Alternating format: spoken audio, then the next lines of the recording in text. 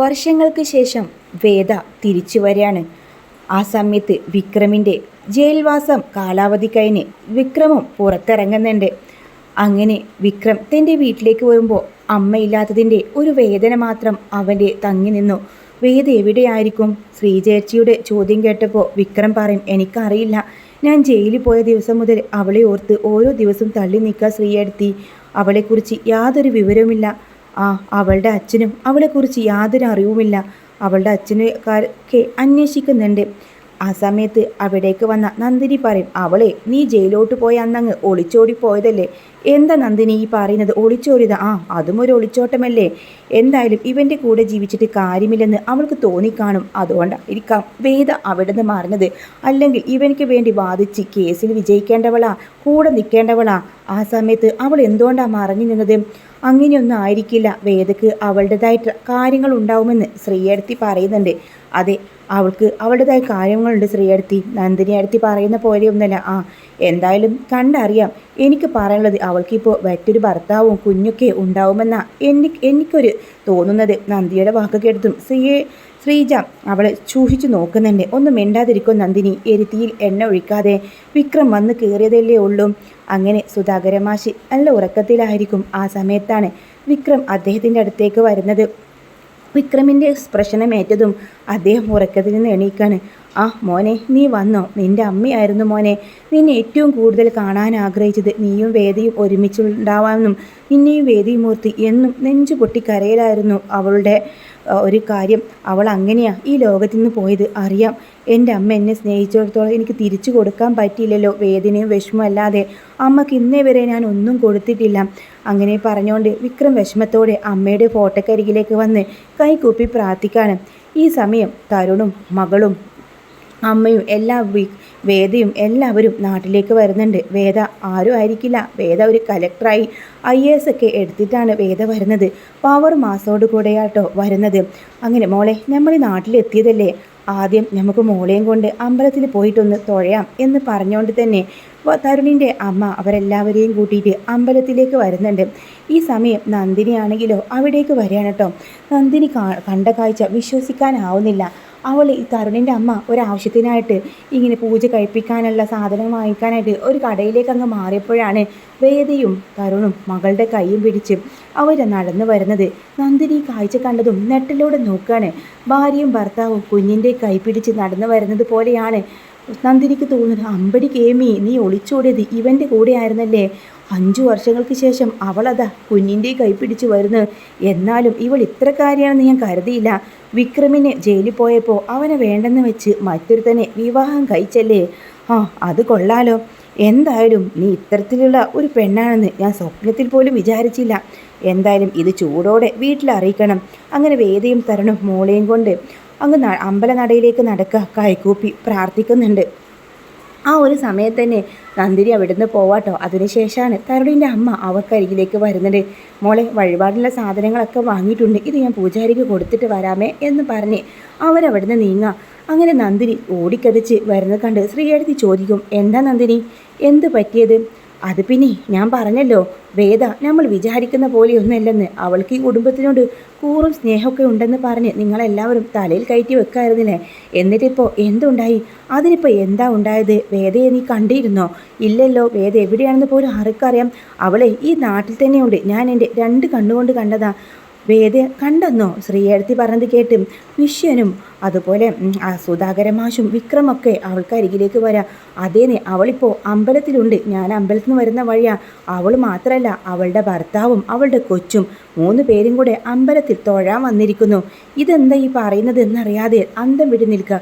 വേദ തന്നെയാണോ നന്ദിനിയെടുത്തി കണ്ടത്? അതെ, വേദ തന്നെയാണ് കണ്ടത്. അവളിപ്പോൾ പഴയ വേദയല്ല, ഭർത്താവും കുഞ്ഞും ഒക്കെ ഉള്ള വേദയാണ്.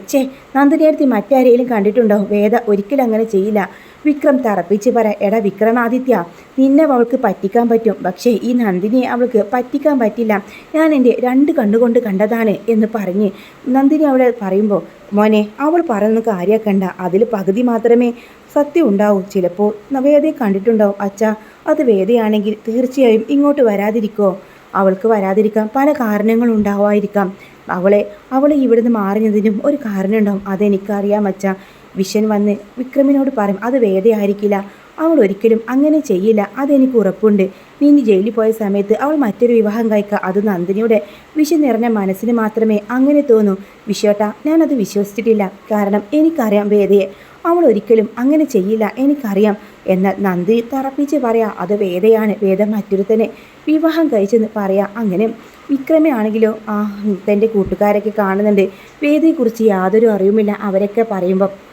അങ്ങനെ ശ്രീനിവാസൻ സാറാണെങ്കിലോ വല്ലാതെ ആവശ്യമായിട്ടുണ്ടോ മോനെ, നീ വേദയെ കണ്ടോ എന്നാണ് ശ്രീനിവാസനും അന്നേരം ചോദിക്കുന്നത്. ഇല്ല, എന്തായാലും സാർ അവളെ അന്വേഷിക്കണം, അവൾ എവിടെയാണെന്ന്. അവളെ നിരോധത്തിന് കാരണം അവളുടെ ഏട്ടൻ തന്നെയാണ്, പക്ഷെ അവളെ ഏട്ടനെ അറിയില്ല അവൾ എവിടെയാണെന്ന്. അതുകൊണ്ടാണ് അയാൾ പട്ടിയെ പോലെ അവളെ അന്വേഷിച്ച് പലയിടങ്ങളിലായിട്ട് നടക്കുന്നത്.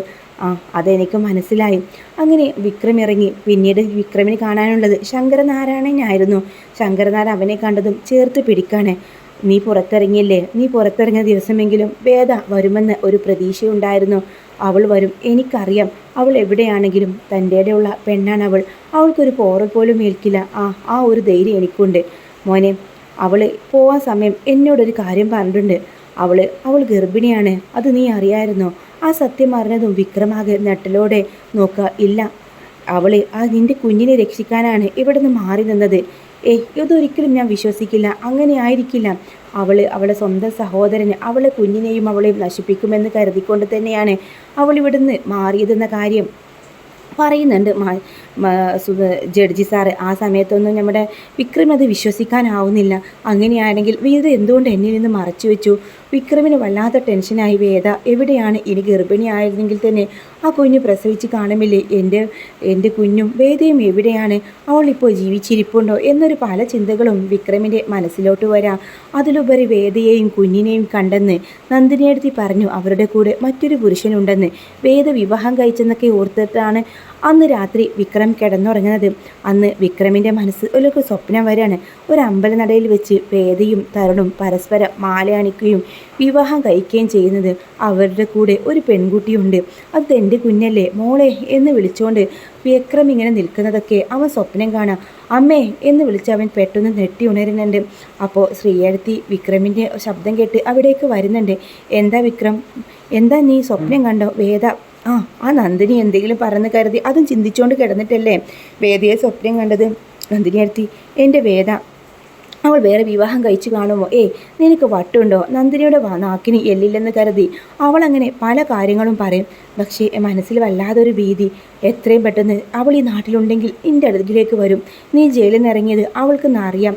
അങ്ങനെ 2-3 ദിവസം കഴിയുമ്പോൾ വേദ നല്ല മാസോട് കൂടെ സകല ധൈര്യം സംഭരിച്ചുകൊണ്ട് കലക്ടറുടെ IAS ആ ഒരു കാറിൽ വന്ന് വീട്ടുമുറ്റത്തേക്ക് ഇറങ്ങുമ്പോൾ എല്ലാവരും അമ്പരപ്പോടെ നിൽക്കുകയാണ്.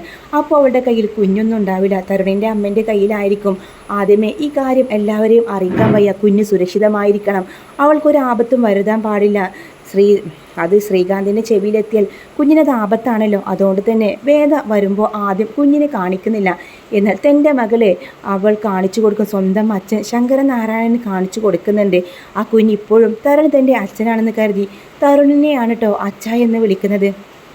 അങ്ങനെ യഥാർത്ഥ അച്ഛനെയും മാഷി നിൻ്റെ അച്ഛൻ അതാണ് മോളെ എന്ന് പറഞ്ഞുകൊണ്ട് വിക്രമിനെ കാണിച്ചു കൊടുക്കുന്ന ഒരു രംഗമൊക്കെ നമ്മൾ തമിഴിൽ കണ്ടിട്ടുണ്ടായിരുന്നു.